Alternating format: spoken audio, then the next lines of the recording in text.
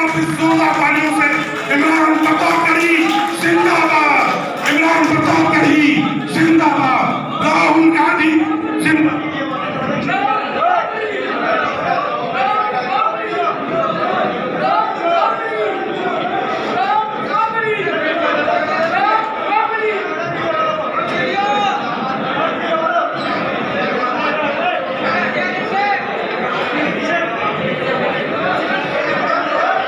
राजस्थान प्रदेश Congress committee की इस ऐतिहासिक इमारत में यहाँ मौजूद मेरी आंखों के सामने राजस्थान के कोने कोने से आए हुए साथियों का खैर मकदम करता हूँ, शुक्रिया अदा करता हूँ।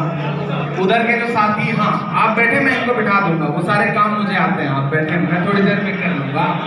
अभी सब कुछ सामान्य हो जाएगा, लेकिन थोड़ी देर आप भी सब्र रखें, इनका भी काम है, इन लोगों को भी फोटो खींचना है, इनकी भी मजबूरियां हैं, तो थोड़ा इन्हें भी बर्दाश्त करिए। मैं भी बहुत सारी चीजें बर्दाश्त करता हूँ, करना पड़ता है। तो आप साथियों से भी गुजारिश है कि एक बार मैं पहली बार राजस्थान के किसी सियासी दौरे पर मैंने सोचा था कि अपनी बड़ी जिम्मेदारी मिलने के बाद अगर कहीं से अपना सफर शुरू करूंगा तो अजमेर से ख्वाजा के दरबार से दुआ लेकर शुरू करूंगा। और जब राजस्थान अल्पसंख्यक विभाग के साथियों से मेरी बातचीत हुई और उन्होंने मुझे दावत दी, तो मैंने कहा कि मैं आ रहा हूं आपके यहाँ। और मेरी एक कोशिश थी कि मैं जिलेवार जो हमारे पदाधिकारी हैं, जो प्रदेश अल्पसंख्यक विभाग के पदाधिकारी हैं, उनसे भी मुलाकात करूं। तो मुझे अच्छा लग रहा है कि आप सारे लोग यहाँ मौजूद हैं।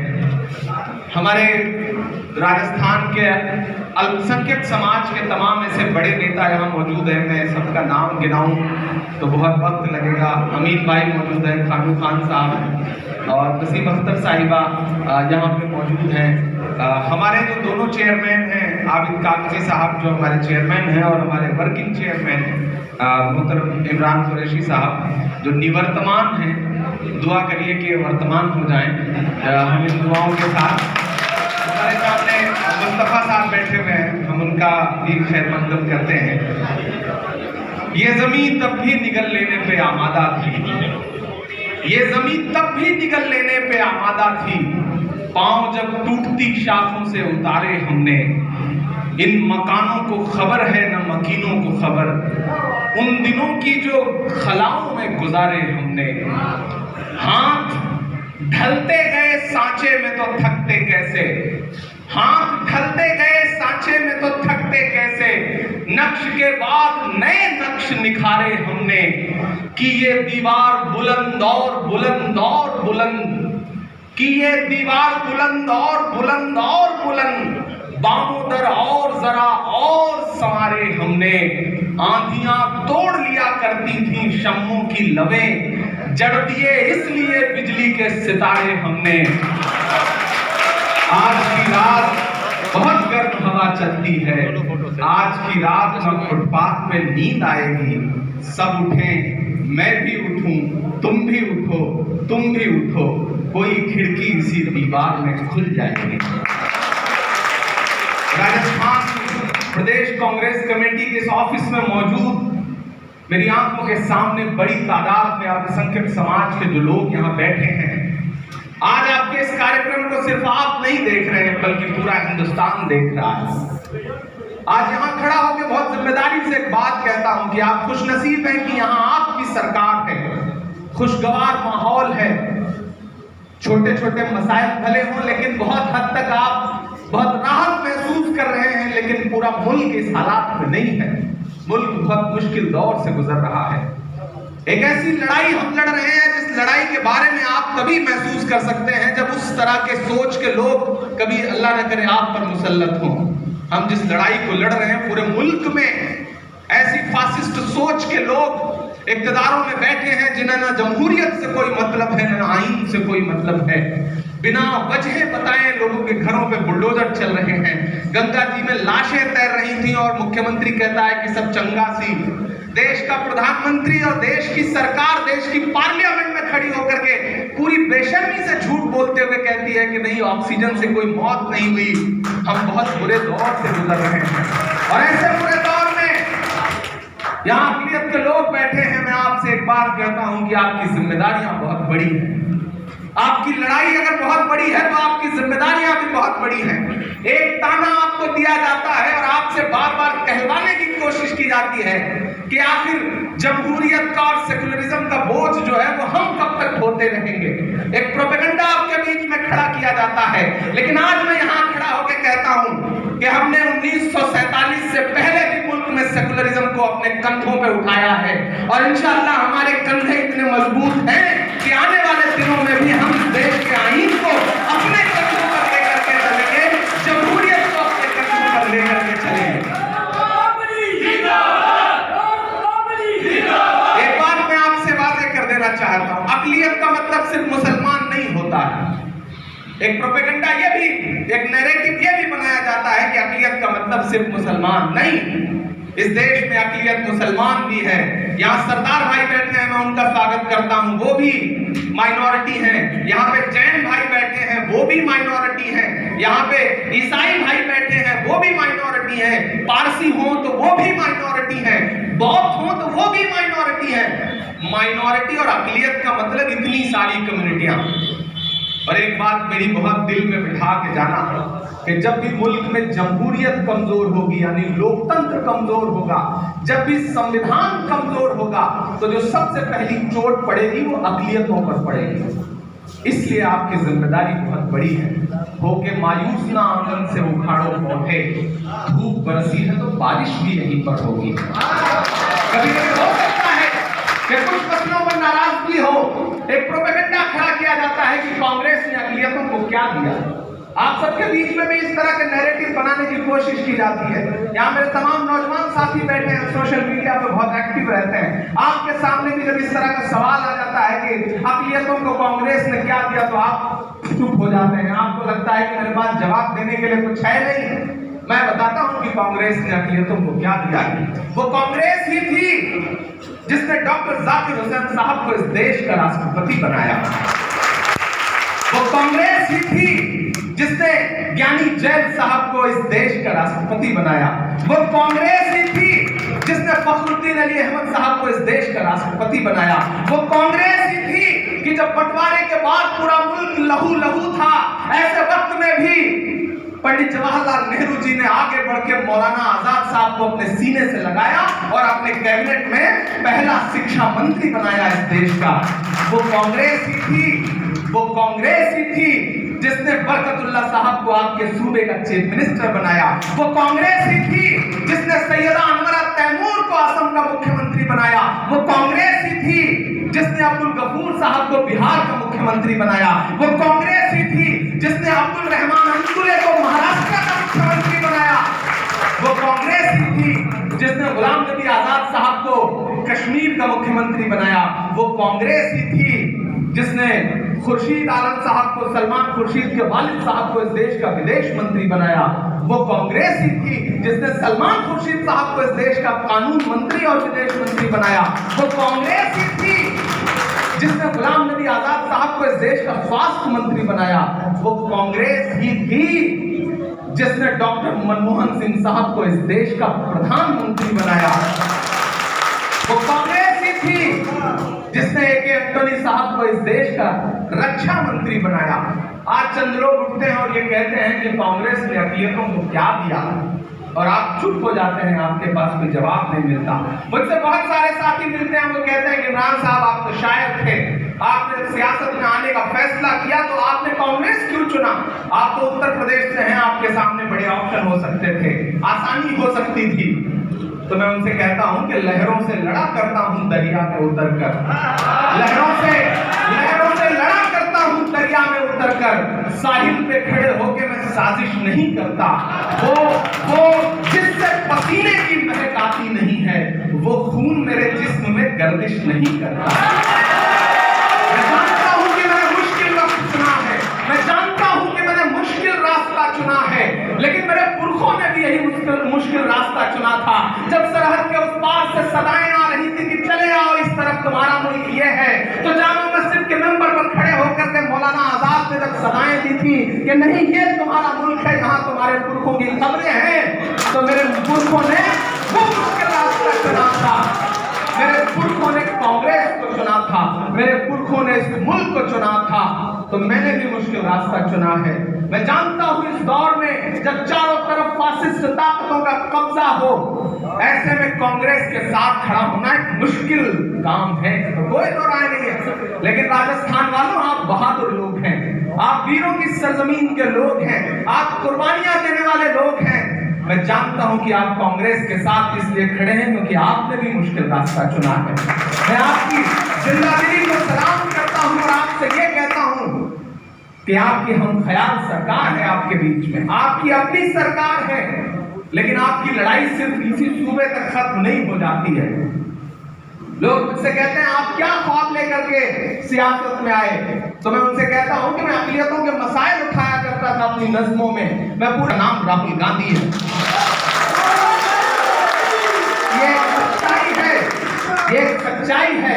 एक ऐसा दूरदृष्टि वाला नेता, एक ऐसा विजनरी नेता कि जब नरेंद्र मोदी जी 2019 में लिट्टी चोखा खा करके फोटो फेसबुक पे पोस्ट कर रहे थे, उस समय राहुल जी कह रहे थे कि सुनामी आने जा रही है कोरोना की।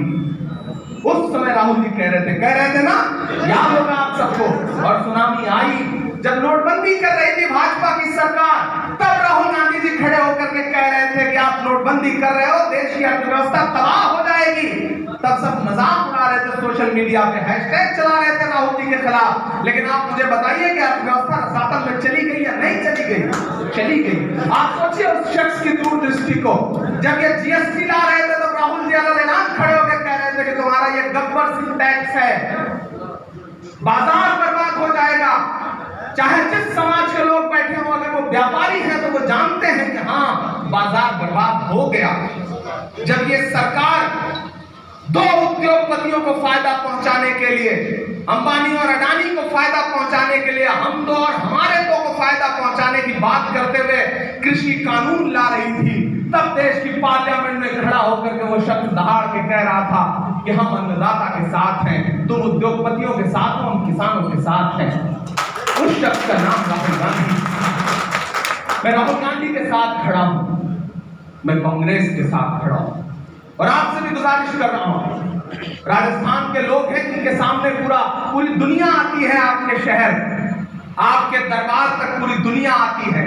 आप भी अपनी जिम्मेदारियां समझिए, इस लड़ाई में हमारा साथ दीजिए, इस लड़ाई में खुद को अपने घर तक महदूद मत रखिए। आप जब रातों को सोने जाएं और अपने कमरे में अंधेरा करें तो कुछ लम्हा इस बात के लिए भी सोचने में गुजारें कि आप तो यहाँ सुकून की नींद सो रहे हैं, लेकिन कई सूबे ऐसे हैं जहां अपने घरों में सोने वाले लोगों को लगता है कि अगली सुबह पता नहीं कैसी होगी, कौन सा जुल्म हम पे टूटेगा। तो मैं आपसे ये गुजारिश करता हूं कि इस लड़ाई में कांग्रेस के साथ खड़े होइए। मुझे माइनॉरिटी डिपार्टमेंट की जिम्मेदारी दी गई है। एक बात तो मैं आपसे क्लियर कर देना चाहता हूं, ये बात हालांकि मुझे नहीं कहनी चाहिए, लेकिन मैं कह रहा हूं कि कांग्रेस पार्टी ने मुझे ये जिम्मेदारी देकर के आपको एक संदेशा दिया है कि हम तुम्हारे मुद्दों से भाग नहीं रहे हैं, हमने तुम्हारा एक आदमी अपॉइंट कर दिया है। आप काम लीजिए, आप काम लीजिए अपने आदमी से। और मैं यहां खड़ा होकर आपसे वादा कर रहा हूं कि आपने पिछले 10-12 साल की मेरी जिंदगी को देखा है। यहां बैठा कोई शख्स ये नहीं जानता कि मेरे सियासी विरासत क्या है। मेरे पास कोई सियासी विरासत नहीं है। मेरा परिवार सियासत में नहीं था, मेरे दादा सियासत में नहीं थे, मेरे वालिद सियासत में नहीं है। मैं एक आम परिवार से आता हूं, आप जैसे परिवार से। साइकिल चला करके पढ़ने जाता था, छोटी छोटी अपनी जो जिंदगी का सफर है उसको जब शुरू किया, मुशायरों की दुनिया में कदम रखा, तो मुझे लगा कि नहीं, ये वो प्लेटफॉर्म है जहां से आपकी आवाज उठाई जा सकती है। मैं ऐसे जिले से आता हूं जहां 7 रियासतें हैं, 7 राजा हैं एक छोटे से जिले में। मैं ऐसे जिले से आता हूं, लेकिन मैंने आपके मुद्दों पर आवाज उठानी शुरू की तो यह परवाह नहीं की कि जिंदगी रहेगी या नहीं रहेगी, यह परवाह नहीं की कि कौन सी जेल में डाल दिया जाऊंगा, यह परवाह नहीं की कि कौन सी हुकूमत मेरा क्या बिगाड़ देगी। मैंने सिर्फ ये सोचा कि मुल्क में जहां भी जुल्म हो रहा है, मेरी जिम्मेदारी बनती है, मेरा फर्ज बनता है कि मेरा कलम वहां पर बोलेगा, मेरी जबान वहां पर बोलेगी और उसके खिलाफ मुझे कोई नहीं रोक सकता है।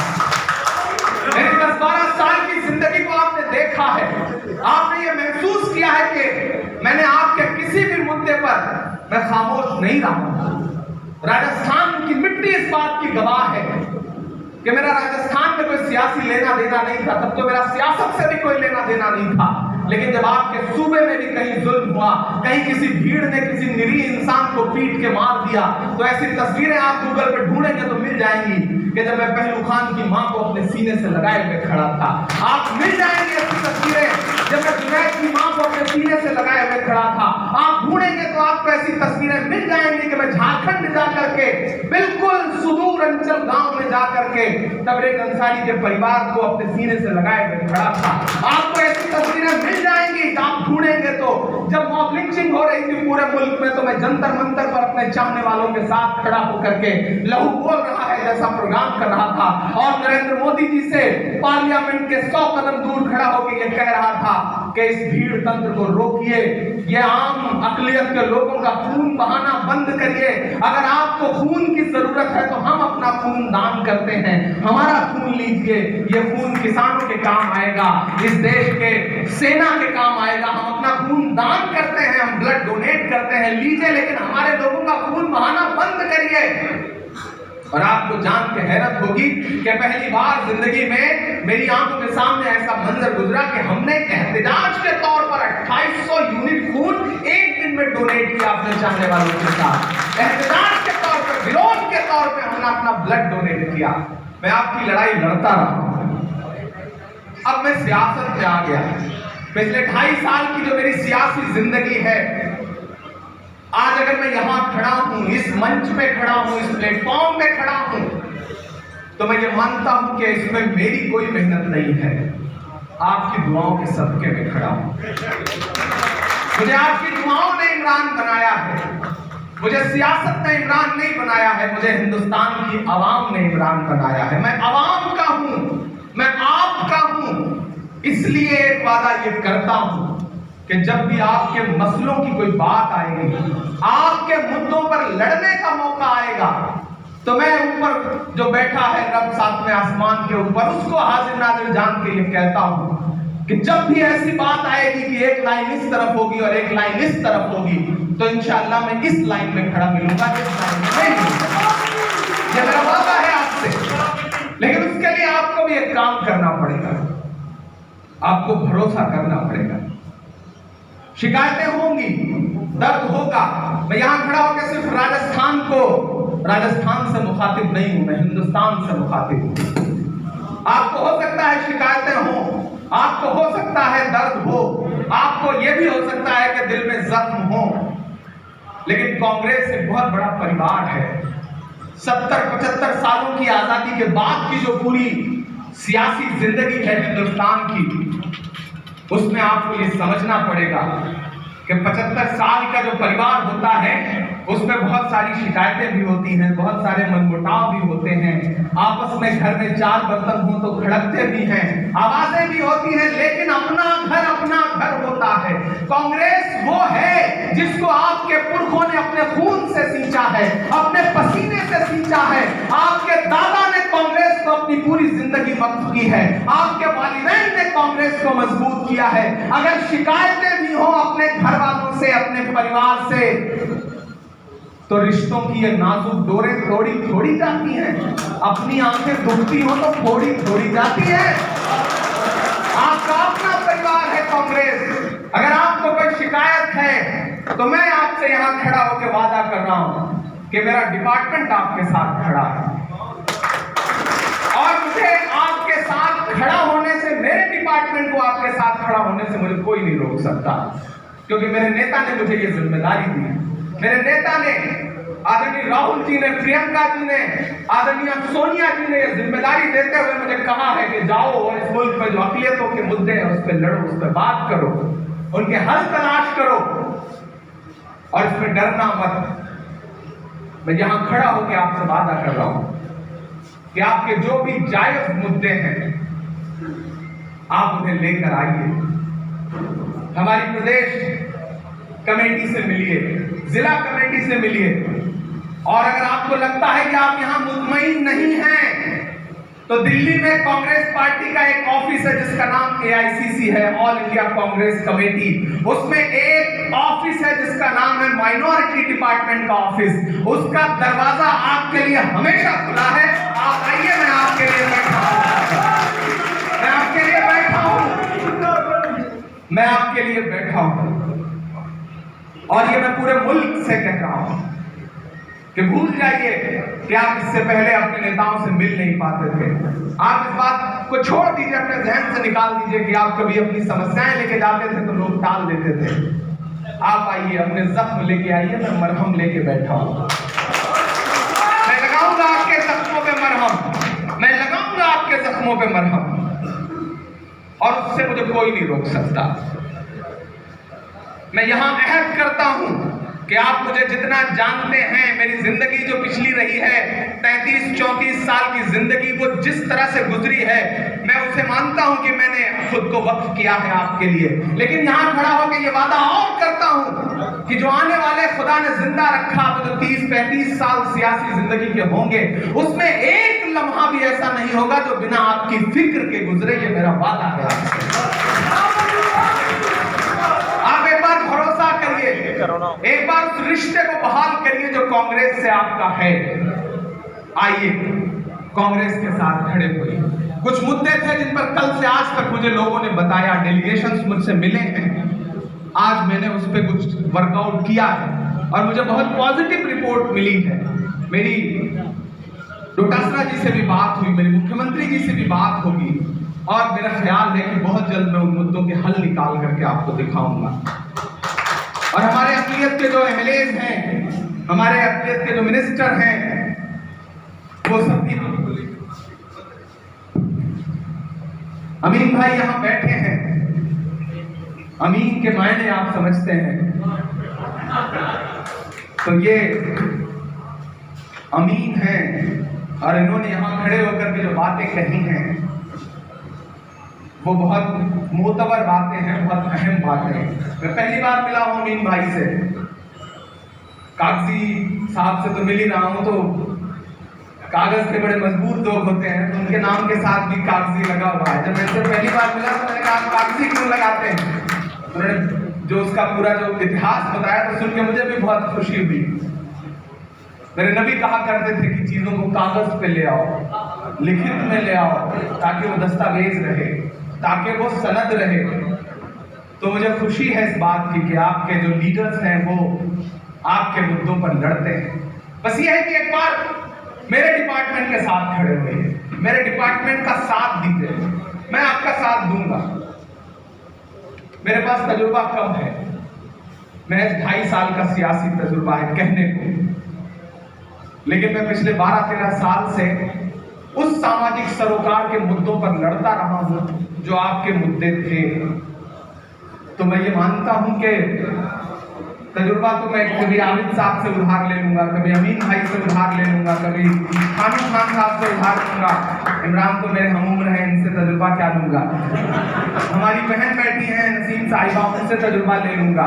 लेकिन किसी एक चीज की जरूरत है जिसका नाम है जज्बा, हौसला, वो मेरे पास है, और वही इंसान से कुछ बहुत बड़ा करवाता है। मैं कभी बुजुर्गों से कहानी सुना करता था कि एक जंगल में आग लगी थी। जैसे आज मुल्क में नफरतों की आग लगी है, वैसे जंगल में बड़ी भयानक आग लगी थी। जंगल के सारे जानवर जंगल छोड़ के भाग रहे थे। एक नन्ही सी गौरैया थी, गौरैया छोटी सी चिड़िया होती है, आप जानते हैं, परिंदा है छोटा सा। उसका भी उसी जंगल में एक डाल पर उसका आशियाना था। वो अपने आशियाने को जलते हुए देख रही थी और बड़ी उदास सी दूर से देख करके आंसू बहा रही थी। एकाएक उसके अंदर पता नहीं कहां से जज्बा आया, हौसला आया। वो उड़ के पड़ोस के एक जंगल में एक तालाब था, उस तालाब पर गई और अपनी चोंच में जो 2 बूंद पानी भर सकती थी वो पानी लेकर के आई और दहकती हुई आग के ऊपर उड़ करके आई और अपनी चोंच का 2 बूंद पानी उसने उस दहकती आग पे छोड़ दिया। फिर गई, फिर तालाब से 2 बूंद पानी लेके आई और दहकती आग पर छोड़ दिया। फिर गई, फिर 2 बूंद पानी लेकर के आई और दहकती आग पर छोड़ दिया। ये करते करते जब वो बहुत थक गई तो पड़ोस के जंगल की एक डाल पर बैठ के सुस्ताने लगी। तो वहां बैठे अजगर ने उससे कहा, क्यों नहीं गौरैया, तुझे क्या लगता है तेरे 2 बूंद पानी से जंगल की इतनी बड़ी आग बुझ जाएगी? तो गौरैया के जवाब को इमरान का जवाब समझना। गौरैया ने कहा कि मुझे पता है कि मेरे 2 बूंद पानी से शायद जंगल की इतनी बड़ी आग का कुछ ना बिगड़े, लेकिन उससे भी बड़ी बात मुझे ये पता है कि कल जब जंगल की तारीख लिखी जाएगी, इतिहास लिखा जाएगा, तो मेरा नाम आग लगाने वालों में नहीं बल्कि आग बुझाने वालों में लिखा जाएगा। मैं उस कोशिश के लिए आपके बीच खड़ा हूं, मैं उस कोशिश के लिए आपके बीच खड़ा हूं। आपकी 2 जिम्मेदारियां हैं। आपको यह भी समझना है कि फासिस्ट ताकतें काम कैसे करती हैं। वो चाहती हैं कि 2 लाइनें खींच जाएं, एक तरफ 80% लोग खड़े हो जाएं और एक तरफ 20% लोग खड़े हो जाएं। उनकी प्लानिंग को समझिएगा। ये मुल्क बड़ा खूबसूरत है। जैसे एक इंद्रधनुष बनता है तो उसमें बहुत सारे रंग होते हैं। यहाँ बुके रखा है, गुलदस्ता रखा है, तो उसमें कई सारे फूल हैं, तब जाके वो खूबसूरत बना है। सिर्फ एक रंग के फूल से कोई गुलदस्ता अच्छा नहीं बनता है। तो इस मुल्क में हिंदू, मुसलमान, सिख, ईसाई सब मिलते हैं, तब ये भारत बनता है, तब ये हिंदुस्तान बनता है। कुछ लोग नहीं चाहते। मैं यहाँ देख रहा हूँ, यहाँ तस्वीरें लगी हैं, बाबा साहब भीमराव अंबेडकर जी की तस्वीरें लगी हैं, सरदार पटेल जी की तस्वीरें लगी हैं, यहाँ पे मौलाना आजाद साहब की तस्वीरें हैं, मनमोहन सिंह जी की तस्वीरें हैं, और उनके बगल में जो एक बहुत बड़े इंसान की, अजीम इंसान की तस्वीर लगी है, जिनका नाम था पंडित जवाहरलाल नेहरू जी। उन्होंने क्या खूबसूरत गुलदस्ता बनाया था।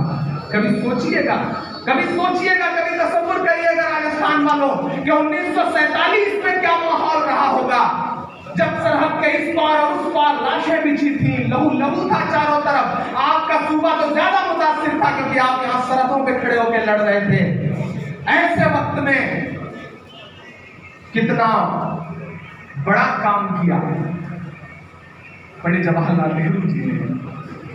सबको जोड़ा, एक गुलदस्ता बनाया खूबसूरत सा, और भारत को इतना अजीम बना दिया, इतना समृद्ध बना दिया कांग्रेस पार्टी के लोगों ने कि नरेंद्र मोदी साहब पिछले 7 साल से एक एक करके चीजें बेचते जा रहे हैं, लेकिन खत्म नहीं हो रही। ये है कांग्रेस ने ऐसा देश बनाया कि नरेंद्र मोदी साहब पिछले 7 साल से बेचने में लगे हैं, लेकिन आज तक बेच नहीं पा रहे हैं। कुछ ना कुछ बाकी ही छूट जाता है। पिछले दिनों जब पार्लियामेंट में खड़े होकर के भाजपा के एमपी और प्रधानमंत्री जी, गृह मंत्री जी कह रहे थे कि कांग्रेस में 70 साल में क्या बनाया, तो पीछे से आवाज आई, भैया आप नाम मत बताना, जो भी बताओगे ये उसे भी बेच देंगे। तो कांग्रेस ने ऐसा काम किया, लेकिन कांग्रेस के खिलाफ प्रोपेगेंडा फैलाया जाता है ताकि आपका दिल बदसन हो। ये एक बड़ी साजिश है, और ये साजिश उनकी ही नहीं है जो इसमें शामिल हैं, जो बेचारे नहीं समझते हुए मुसलसल सोशल मीडिया पे कांग्रेस के खिलाफ बोलते हैं। दरअसल उन्हें भी पता नहीं है कि उनका इस्तेमाल किया जा रहा है। रिमोट कंट्रोल कहीं और है, उस रिमोट कंट्रोल चलाने वाले को समझिएगा। बहुत सारी बातें हैं जिन्हें माइक पे बोला नहीं जाता, इशारे में समझाया जाता है, लेकिन हमारे लोगों को तो सब कुछ खुल करके सुनना होता है। चीख करके बोलो। थोड़ी सलाहियत आपको भी पैदा करनी पड़ेगी, और थोड़ा मैं भी मुखर रहूंगा, ये वादा करता हूं। वैसा नहीं रहेगा जैसा पहले था। अब आपके मुद्दों पे लड़ा भी जाएगा, बोला भी जाएगा। जो कहते हैं इस आंधी में पर ना तोला जाएगा, जो इस बात पे खुश हैं हमसे लब ना खोला जाएगा, उनसे कहो हम तूफानों से डरने वाले लोग नहीं, कातिल को मरते दम तक कातिल ही बोला जाएगा। हम बोलेंगे, हम मुसलसल आवाज उठाएंगे। इस देश का अन्नदाता जब सड़कों पर खड़ा होकर के कुर्बानियां दे रहा होगा, तब कोई राहुल गांधी उठेगा और ट्रैक्टर पर बैठ करके संसद पहुंच करके कहेगा कि हम तुम्हारे कृषि कानून के खिलाफ खड़े हैं। जब तक राहुल जी ट्रैक्टर लेके निकले तो मैंने ट्वीट किया कि राहुल जी सिर्फ ट्रैक्टर नहीं चला रहे हैं, नरेंद्र मोदी के गुरूर को जोत रहे हैं ट्रैक्टर में। हम खड़े मिलेंगे आपको जब आपको लगेगा कि मुल्क में कोई आवाज ऐसी नहीं है जो इन फासिस्ट ताकतों के खिलाफ बोल सके। तब किसी अंधियारे से एक राहुल गांधी उठेगा, एक प्रियंका गांधी उठेंगी, कोई इमरान प्रताप गढ़ी उठेगा, कोई श्रीनिवास उठ करके बोलता हुआ मिलेगा, सांसें बांटता हुआ मिलेगा।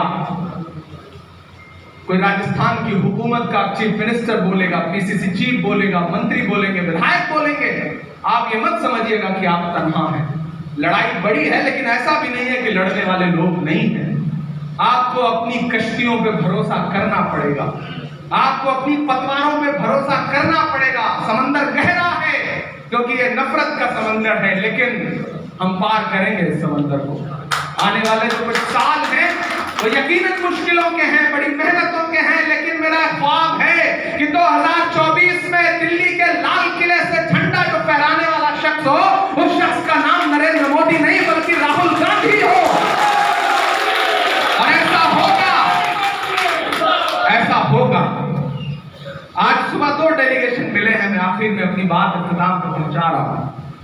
यहाँ कुछ मसले हैं, कुछ संविदा के लोग हैं जिनके मसले हैं, जिसमें उर्दू के पैरा टीचर्स हैं जिनके मसले हैं। मैंने आज बात की है और एक ऐसा हल तलाशा जा रहा है जो 1-8 महीने के अंदर आप सबके बीच होगा इंशाअल्लाह, और आपको लगेगा कि बहुत मुनासिब हल निकला है और आप उससे मुतमईन होंगे। जब तक मैं मुतमईन नहीं रहूंगा तब तक मैं उसे निकलने नहीं दूंगा, और आप जानते हैं कि मैं मुतमईन रहूंगा तो तभी मुतमईन रहूंगा जब आप मुतमईन रहेंगे, क्योंकि मैं आपके पाले में खड़ा हूं। हमेशा एक बात याद रखना कि जब भी आपको लगेगा कि इमरान उस पाले में खड़े हैं या मेरे पाले में खड़े हैं, तो इमरान हमेशा आपको आपके पाले में खड़े नजर आएंगे। कभी कोई सियासी इंसान आपसे इस तरह बात नहीं करेगा, इतना खुले दिल से बात नहीं करेगा, लेकिन मैं खुले दिल से आपसे कह रहा हूं कि मैं आपका हूं। बहुत बड़े शायर थे हबीब जाली, को 2 बात कहते थे कि 2 जगहें होती हैं, एक होता है दरबार और एक होती है अवाम। मैं अवाम के दरबार का शायर हूं, तो मैं आपका हूं, आपके बीच का हूं। अब सियासी हो गया हूं, बड़ी जिम्मेदारियां हैं मेरे कंधों पे, तो मुझे उसे निभाने में मेरी मदद करिएगा, मुझे ताकत दीजिएगा, मेरे डिपार्टमेंट को मजबूत करिएगा, कांग्रेस पार्टी को मजबूत करिएगा। क्योंकि कोई आपसे आएगा, वो कहेगा कि हिंदू के नाम पे वोट दो, कोई कहेगा मुसलमान के नाम पे वोट दो, कोई सिख के नाम पे वोट मांगेगा, कोई ईसाई के नाम पे वोट मांगेगा। लेकिन इस देश में सिर्फ एक पार्टी है जो आपसे कहती है कि आप हिंदुस्तानी हैं, आप भारतीय हैं, इसलिए मुझे वोट दें। उसका नाम कांग्रेस पार्टी है। कांग्रेस बढ़ेगी, देश बढ़ेगा, ये मेरा वादा है आपसे। और बहुत सारे मुद्दों पे आपके बीच में बहुत सारी गलतफहमियां फैलाई गई, उनकी सच्चाइयां वैसी नहीं हैं। ऐसा मौका आता रहेगा कि मैं बार बार आपके बीच आऊंगा। आपको आज अपने राष्ट्रीय अध्यक्ष को अपने बीच में पाके अच्छा लग रहा है? यहाँ जितने भी पदाधिकारी हैं वो इस बात को महसूस कर रहे होंगे कि मैंने सबसे पहले ये ख्वाहिश जाहिर की आबिद कागजी साहब से, इमरान साहब से, कि मुझे चलना है, मुझे अपने डिस्ट्रिक्ट कमेटियों से मिलना है, मुझे अपने प्रदेश पदाधिकारियों से मिलना है, और मैं यहाँ से जाके घर नहीं बैठने जा रहा हूँ। इस लड़ाई में आप मेरे साथ तभी चल सकते हैं जब 24 घंटे मेरे साथ चलने का बीड़ा उठाइए। मैं सियासत में सुकून से बैठने के लिए नहीं आया। मुझे खुदा ने बड़ी शोहरत दी है, बड़ी मोहब्बतें दी है, बड़ा प्यार दिया है। मुझे वो सब कुछ पहले से मिला हुआ था जो सियासत में आने के बाद मिलता है। मैं सियासत में इसलिए आया सब कुछ छोड़ करके, सब कुछ किनारे रख करके, क्योंकि ये सच्चाई है कि आपके मसलों के हल तो सियासी गलियारों से ही निकलने। तो मैं उसके लिए 24 घंटे मेहनत करूंगा। जो मेरे साथ 24 घंटे चल सकता है, 24/7 चल सकता है, वो मेरे साथ आए। और वादा करता हूं कि मेरी आवाज आपके लिए कभी कमजोर नहीं पड़ेगी। तो राजस्थान की अल्पसंख्यक विभाग की कमेटी मेरे साथ रहेगी, ये वादा है ना? बहुत शुक्रिया अदा करता हूं। मैं यहां से जाके बाकी सूबों में निकलूंगा। एक बार फिर से जो प्यार, जो अपनापन, जो मोहब्बतें राजस्थान ने दी हैं, जयपुर एयरपोर्ट से लेकर के बागरू जगह का नाम था ना, बगरू, दूदू, किशनगढ़, गेगल, अजमेर, जो मोहब्बतें आप लोगों ने लुटाई हैं वो मेरे लिए बहुत यादगार है। और पूरा देश उसकी बड़ी तारीफ कर रहा है कि राजस्थान ने बहुत मोहब्बत से इस्तकबाल किया है। तो एक बार मैं फिर से आपका बहुत शुक्रिया अदा करता हूँ। कुछ कहना चाह रहे थे?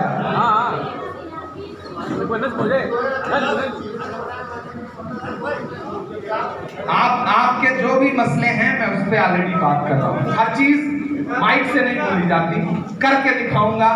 सरे मिंबर वो ख्वाबों के महल तामीर करते हैं, इलाजे गम नहीं करते, फकत तकरीर करते हैं। मुझे तकरीर नहीं करनी है, मुझे आपके बीच में माइक पे खड़े होकर लच्छेदार बातें नहीं करनी है। वो काम मुझे बहुत अच्छा आता है, लेकिन मैं वो करने के लिए सियासत में नहीं आया। मैं काम करके दिखाऊंगा, तकरीर नहीं करूंगा। बहुत शुक्रिया। सभी लोग स्वागत के तस्वीर करें।